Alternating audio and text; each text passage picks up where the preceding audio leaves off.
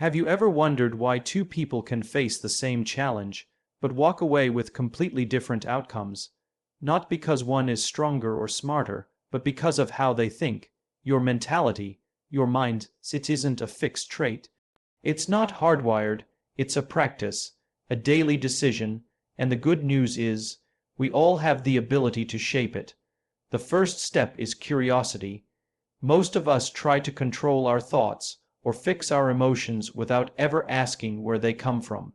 But when you dig deeper and ask why you think the way you do, things begin to shift. Maybe that fear didn't start with you. Maybe that doubt isn't even yours. Once you know the source, you can choose what to keep and what to let go. Then there's failure. We've been taught to fear it, to avoid it, to hide it. But the truth is, failure isn't the opposite of success, it's part of it. Every time we fail, we get a chance to learn, to grow. To ask better questions, failure becomes a tool, not a threat. When we change how we see it, your environment matters more than you think. Who you spend time with, what voices you allow in your head, what stories you listen to, they all shape how you see yourself. You can't build a strong mentality while staying in spaces that tear you down. Protect your circle, not out of arrogance, but out of responsibility to your future self. And then there's this small but powerful act, the pause. We rush so much, say things we don't mean, make choices we regret, but the pause, that quiet moment between action and reaction, is where real power lies. It's where growth begins. If we could just pause more often, we'd live more intentionally and think more clearly. Lastly, how you talk to yourself matters. That inner voice, it's always listening. And if you wouldn't say it to someone you love, you probably shouldn't say it to yourself. Build a mentality that encourages rather than criticizes. That believes rather than doubts, because in the end, your life will rise or fall to the level of the story you tell yourself. So improving your mentality, it's not about becoming someone new, it's about uncovering who you've always been. It's about choosing to think with clarity, act with courage, and surround yourself with truth. Not just once, but every day. That's how change really happens. Most people believe that mentality is something you either have or you don't.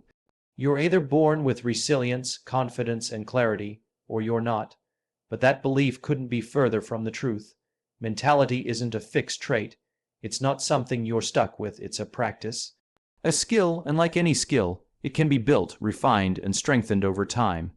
Think about going to the gym. You don't walk in once, lift a weight, and walk out stronger for life. You show up regularly. You push through discomfort. You learn what works and what doesn't. Your mentality works the same way. It's something you train daily, sometimes in big ways, more often in small, quiet moments. It's in how you speak to yourself when things go wrong. It's in how you show up when no one's watching. It's in the choices you make when it's easier to check out, blame others, or give up. Many people wait for the right conditions to feel better mentally. They think, once I get the promotion, I'll feel confident. Or once life slows down, I'll focus on my mindset. But that approach is backward. Mentality isn't the result of success, it's the foundation of it. Your mindset is what carries you through uncertainty, what keeps you grounded in the face of pressure, and what allows you to see opportunity where others see risk.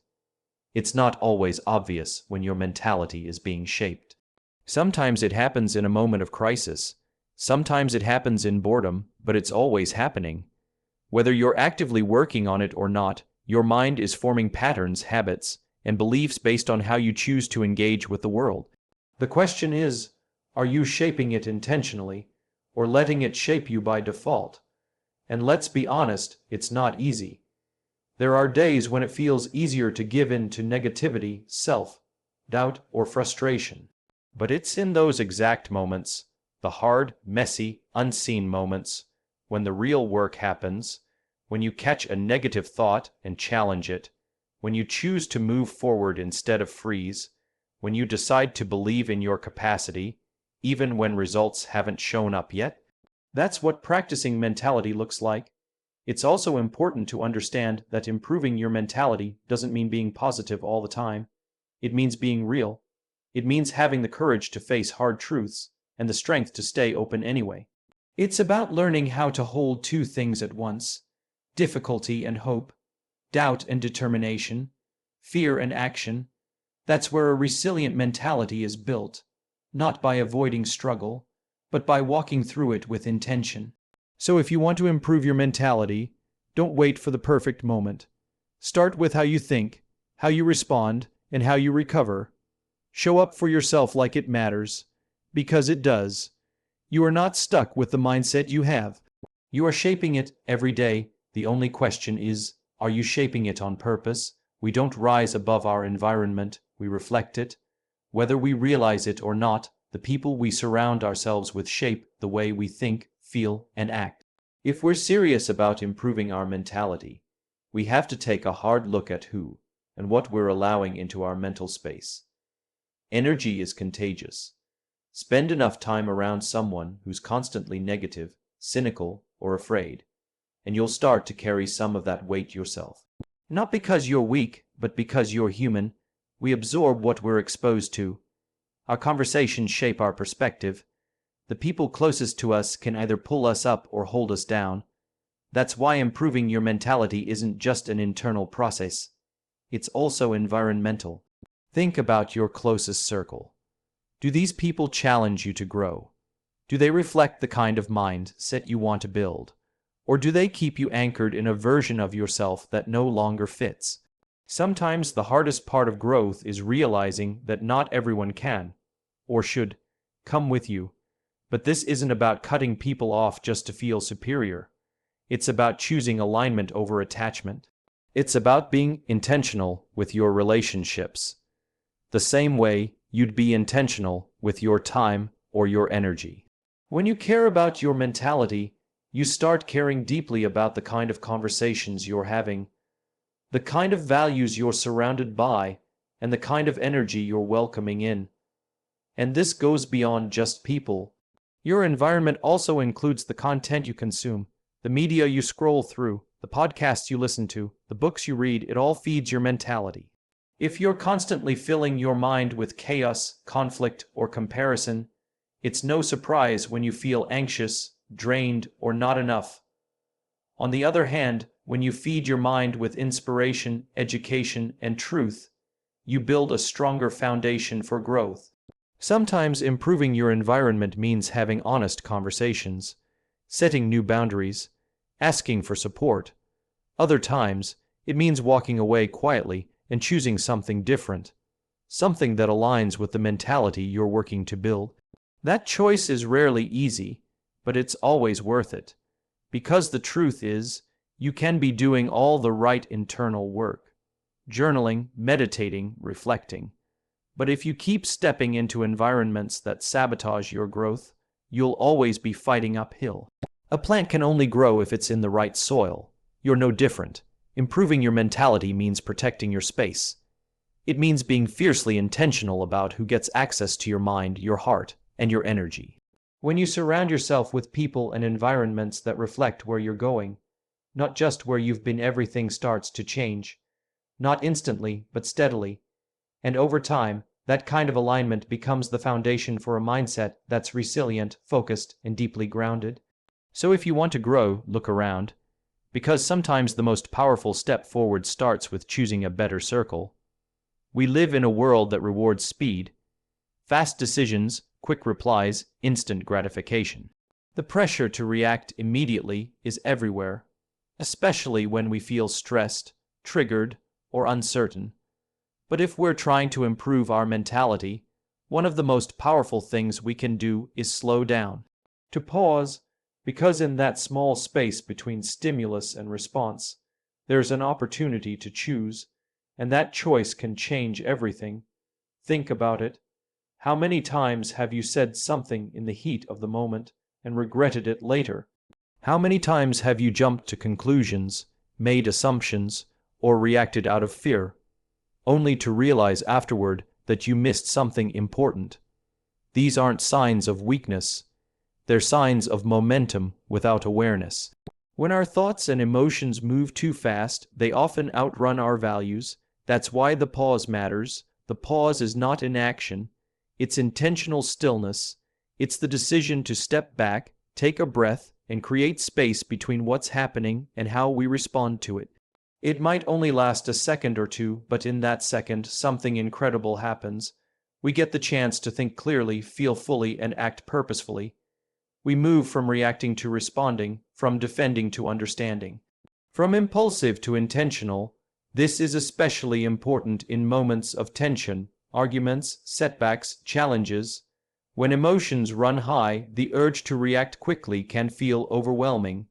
But if we can train ourselves to pause, to sit in the discomfort for just a moment longer, we unlock a kind of emotional intelligence that changes not just how we handle problems, but how we experience life.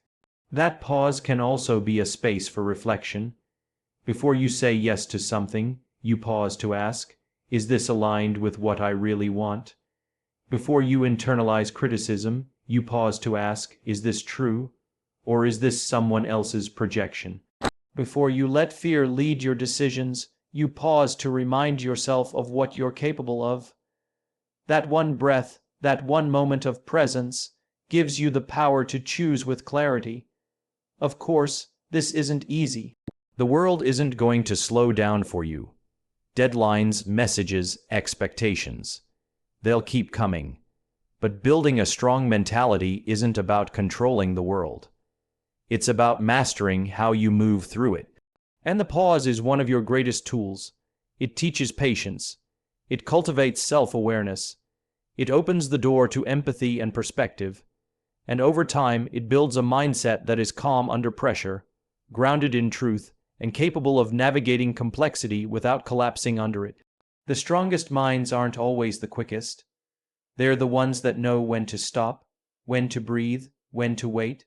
Because in the space of the pause, there is power.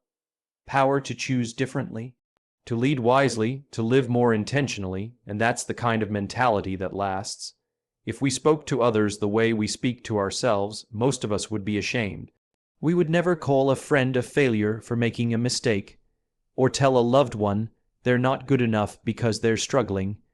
Yet somehow, we allow those same words to echo in our own minds every single day. Improving your mentality isn't just about managing thoughts or building discipline. It's about transforming your relationship with yourself. And that starts with the way you speak to yourself. Your inner voice is the most constant voice in your life. It narrates your experiences, it defines how you see yourself, it sets the tone for how you approach challenges, relationships, and growth. And if that voice is harsh, critical, or unforgiving, it becomes a barrier to progress. You might not even realize it, but over time, that internal dialogue can erode confidence, paralyze action, and distort your sense of worth. Self-talk isn't just fluffy psychology, it's foundational to how your mentality operates. When you fail, your inner voice either says, I'm a failure, or that was hard, but I'm learning. When you're afraid, it either says, I can't do this, or this is scary, but I've done hard things before. Those small shifts in language might seem subtle, but they shape the emotional world you live in. They influence your beliefs, your behavior, and your capacity to keep moving forward. Changing your self-talk isn't about ignoring reality or pretending everything is okay. It's not about empty affirmations or toxic positivity. It's about choosing truth over self-punishment. It's about being honest and compassionate at the same time. You can acknowledge your flaws without condemning yourself. You can hold yourself accountable without tearing yourself down. One powerful way to shift your inner dialogue is to imagine speaking to someone you love, deeply, unconditionally, a child, a best friend, a partner. If they were struggling, would you criticize them, mock them, or give up on them? No, you'd reassure them, you'd encourage them, you'd help them see their strength even in the middle of their mess. Now imagine offering that same voice to yourself. Not because you're fragile, but because you deserve it. Because the relationship you have with yourself sets the tone for every other relationship in your life. Building a strong mentality requires safety within.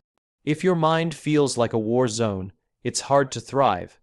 But when your inner voice becomes a place of encouragement, perspective, and truth, you create a powerful internal support system, one that can carry you through uncertainty, doubt, and fear. You stop being your worst critic and start becoming your greatest ally. So start listening. Start noticing the words you use when you talk to yourself. Then ask, Would I say this to someone I love? If the answer is no, it's time to rewrite the script. Because the way you speak to yourself is not just a reflection of your mindset, it's also the tool that shapes it. Speak like it matters, because it does. Most people think of mentality as something you either have or don't. You're either mentally strong or you're not. You're either confident or insecure, disciplined or distracted, but the truth is, mentality isn't a personality trait. It's a choice, a daily one. It's not about who you are by default. It's about who you decide to become, over and over again, through the thoughts you allow, the beliefs you nurture, and the actions you take. Every single day, you're shaping your mentality, not just in the big moments, but in the small, seemingly insignificant ones. When your alarm goes off and you decide whether to start the day with purpose or procrastination. When someone doubts you, and you choose whether to internalize that doubt or move forward with belief. When things don't go your way, and you have to choose whether to react with frustration or respond with perspective. These choices add up, they become your habits become your patterns, and your patterns shape your identity. This is why improving your mentality isn't a one-time fix. It's not something you read about in a book or achieve after one breakthrough. It's a continual practice of showing up, of choosing clarity when confusion is louder, choosing discipline when comfort feels easier, choosing growth when staying the same would be safer. That doesn't mean you'll always get it right. You won't. No one does. The beauty of this truth, that mentality is a choice, is that it gives you permission to begin again every time you fall off. There's no shame in struggling. What matters is that you stay aware, that you stay honest with yourself, and that you keep coming back to the mindset you want to live from. This also means that improving your mentality is less about willpower and more about intention. Willpower fades, but intention, aligned with values, supported by environment, and driven by purpose, that creates momentum, that creates resilience, that makes the decision to show up and try again feel less like pressure and more like purpose. You'll also notice that the stronger your mentality becomes, the less you need to prove it to anyone. You stop trying to control everything or win every argument. You stop chasing validation and start building from within. You lead yourself first, and in doing so, you become the kind of person others look to not because you're perfect, but because you're grounded. You've trained your mind to respond rather than react, to rise instead of retreat, and to believe in the long game, not just the quick win. So if you're asking how to improve your mentality, start by accepting this. It's a choice you'll need to make again tomorrow, and the next day, and the day after that. And that's not a burden, it's an opportunity. Because it means you're never stuck. No matter how far off track you've gone, you can always choose again. And that choice, that's where real strength lies.